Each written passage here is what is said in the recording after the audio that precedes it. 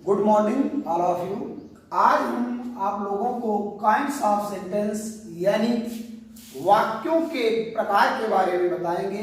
यह विशेष तरीके से आप लोगों को परिचित कराया जाएगा जिससे आसानी से आपको सभी प्रकार के सेंटेंस की जानकारी पहचान हो सके। प्रमुख रूप से यह आपको जूनियर हाई स्कूल, इंटर तथा कंपटीशन परीक्षाओं के लिए बड़ा ही उपयोगी होगा। तो आइए हम देखते हैं कि क्या कुछ है काइंड्स ऑफ सेंटेंस में। जैसा कि काइंड्स ऑफ सेंटेंस यानी कि वाक्यों के भाग ये 5 प्रकार के होते हैं। फर्स्ट, असर्टिव सेंटेंस, साधारण वाक्य। असर्टिव सेंटेंस साधारण वाक्य जिसमें सामान्यतः कोई बातें वक्ता द्वारा कही या व्यक्त की जाती हैं। इसके बारे में डिटेल सभी सेंटेंसों के हम आगे बताएंगे। पहले इनका परिचय कर लेते हैं। इसके बाद आता है इंट्रोगेटिव सेंटेंस यानी प्रश्न सूचक वाक्य। वे वाक्य जिनमें जिज्ञासा होती है उसे इंट्रोगेटिव सेंटेंस कहते हैं। तीसरा है आपका इंपरेटिव सेंटेंस, आज्ञा सूचक वाक्य। यह विशेषकर आज्ञा, सलाह इत्यादि का बोध कराता है। और इसके बाद है ऑप्टेटिव सेंटेंस यानी चौथा आपका सेंटेंस इच्छा बोधक वाक्य। इसमें इच्छाएं, साफ, आशीर्वाद या अभिवादन इत्यादि सम्मिलित होता है। और लास्ट और 5वां आपका है एक्सक्लेमेटरी सेंटेंस, विस्मय सूचक वाक्य। वे वाक्य का बोध जिससे आश्चर्य की उत्पत्ति होती है, आश्चर्य का पता चलता है, उसे एक्सक्लेमेटरी सेंटेंस कहते हैं। इनमें आज हम प्रमुख रूप से डिटेल करेंगे आपको असर्टिव सेंटेंस यानी कि साधारण वाक्य। तो हम देखते हैं असर्टिव सेंटेंस या साधारण वाक्य क्या है। इनके डिटेल के बारे में हम देखते हैं। तो प्रमुख रूप से असर्टिव सेंटेंस 2 भागों में डिवाइड होता है। फर्स्ट होता है अफर्मेटिव सेंटेंस।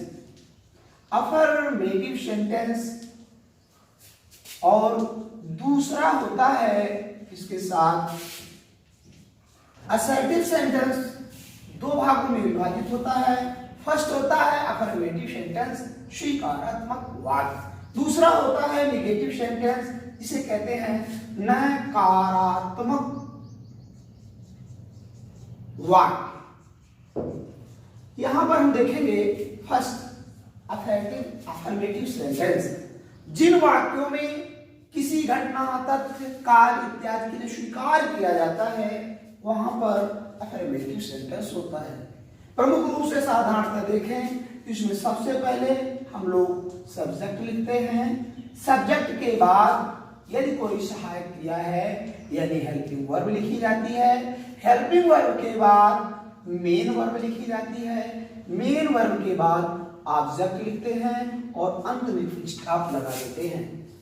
जैसा कि उदाहरण के तौर पर देख सकते हैं इसके लिए, जैसे सब्जेक्ट पर ही और हेल्पिंग वर्ब पर इज और मेन वर्ब के लिए गोइंग और बचा हुआ आप देख सकते हैं जैसे ऑब्जेक्ट के लिए टू स्कूल। ऐसी कोई भी यदि कंडीशन बनती है तो समस्त सेंटेंस अफर्मेटिव सेंटेंस में ही गिने जाएंगे। आप उसको अपने घरों पर प्रैक्टिस कर सकते हैं। ठीक, हम आते हैं इसके दूसरे पार्ट पर यानी नेगेटिव सेंटेंस। वे सेंटेंस जिसमें कर्ता द्वारा किसी भी घटना, कार्य, तथ्य को नकार देने का गुण होता है उसमें नेगेटिव सेंटेंस यानी नकारात्मक सेंटेंस कहा जाता है। तो इसमें प्रमुख रूप से इसके लिए यदि हम लोग फार्मूला देखें, तो यहां पर हम देखेंगे सबसे पहले सब्जेक्ट लिखा जाएगा। सब्जेक्ट के बाद हेल्पिंग वर्ब लिखी जाएगी। हेल्पिंग वर्ब के बाद नॉट लिखा जाएगा। इसके बाद मेन वर्ब होगी और इसके बाद ऑब्जेक्ट लिखे जाएंगे, लेकिन अंत में फुल स्टॉप लगता है। जैसा कि आपकी जानकारी के लिए हम बता दें कि असर्टिव सेंटेंस के समस्त सेंटेंसों के बाद में फुल स्टॉप ही लगाए जाते हैं। उदाहरण के तौर पर आप देख सकते हैं एग्जाम्पल के थ्रू कि जैसा मैंने कोई कार्य रखा है आपको, आई इसके साथ हेल्पिंग वर्ब मैं कोई भी रख सकता हूं, मान लीजिए रख दिया हैड, और इसके बाद हम नॉट उतार लेंगे। इसके बाद मेन वर्ब जो बनती हो उसे कर सकते हैं, तो हम जैसे गॉन बना सकते हैं, गो का थर्ड फॉर्म गॉन, क्योंकि हेड के साथ हमेशा थर्ड फॉर्म लगते हैं। और इसके बाद हम ऑब्जेक्ट कुछ भी रख लें, जैसे टू मार्केट।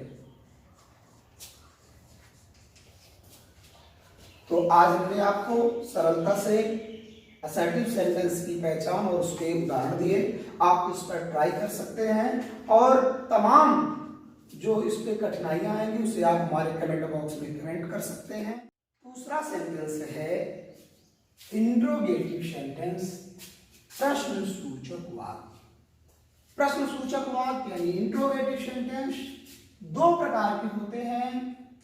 फर्स्ट होते हैं सहायक क्रियाओं से शुरू होने वाले, सहायक क्रियाओं से शुरू होने वाले वाक्य।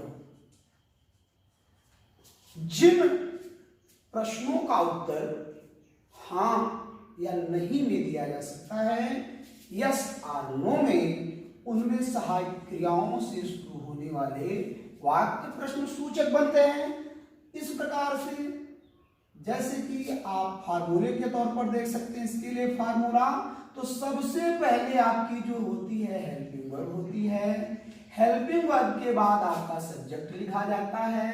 सब्जेक्ट के बाद आपका मेन वर्ब होता है, और मेन वर्ब के बाद ऑब्जेक्ट लिखे जाते हैं। याद रखें, कभी भी इंट्रोगेटिव सेंटेंस के आगे फुल स्टॉप या एक्सक्लेमेशन नहीं लगाएंगे, हमेशा इंट्रोगेटिव मार्क लगता है। उदाहरण तौर पर कोई भी आप उदाहरण ले सकते हैं, जैसे सहायक क्रिया हेल्पिंग वर्ब बन सकती है डज, ही सब्जेक्ट हो गया, मुख्य क्रिया कम, और इधर आप बना सकते हैं विद टू मी, लेकिन इसको नहीं बोलेंगे। ठीक इसी प्रकार से आप चाहते हैं तो कर सकते हैं विल, सहायक क्रिया की हेल्पिंग वर्ब है, इस पर आप रख सकते हैं कुछ भी, जैसे विल यू, मुख्य क्रिया यानी कि मेन वर्ब, ईट फूड। इस तरह से तमाम सेंटेंसों को आप रख सकते हैं। ठीक इसका दूसरा भाग आप देखेंगे तो सेकंड पोर्शन है कि प्रश्न सूचक शब्दों से शुरू होने वाले, प्रश्न सूचक शब्दों से शुरू होने वाले, इन्हें जो है WH टाइप कहते हैं। WH टाइप क्वेश्चन,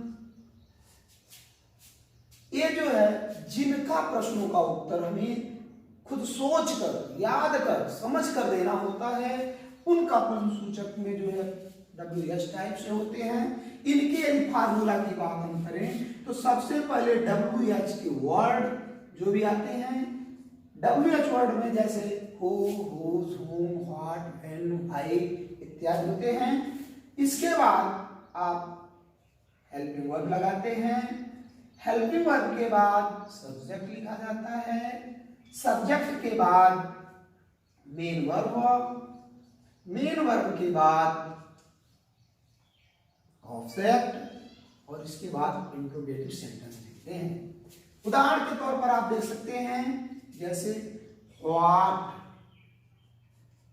आपका WH वर्ड हो गया, इसके बाद डू हेल्पिंग वर्ब हो गया, सब्जेक्ट यू हो गया,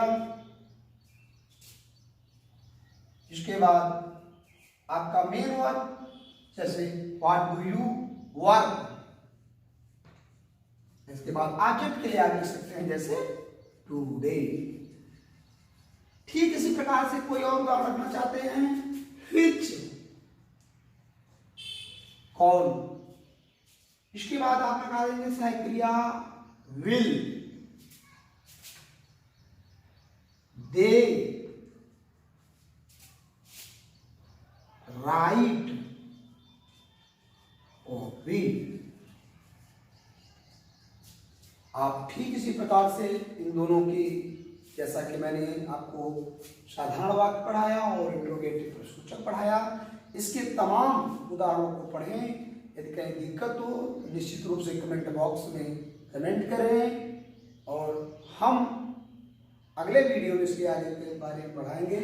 लेकिन अभी तक यदि आपने हमारा YouTube channel grooming children academy subscribe नहीं किया है तो जरूर कर लें और बेल आइकन बटन दबा लें, जिससे आपको नोटिफिकेशन मिलता रहे। थैंक्स।